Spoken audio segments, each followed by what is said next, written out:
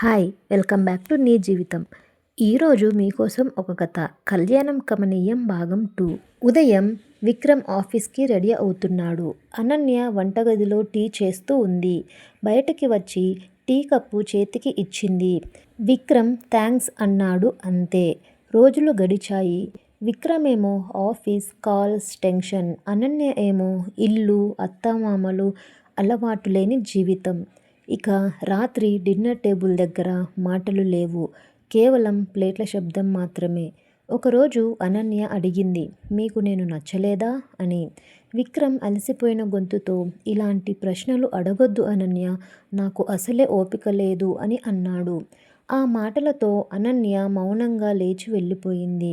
ఆ రాత్రి ఆమె డైరీలో రాసుకుంది, పెళ్ళి అంటే కేవలం ప్రేమ దొరకకపోయినా ఓపిక దొరుకుతుందనుకున్నాను. ఒకరోజు అనన్య పుట్టినరోజు.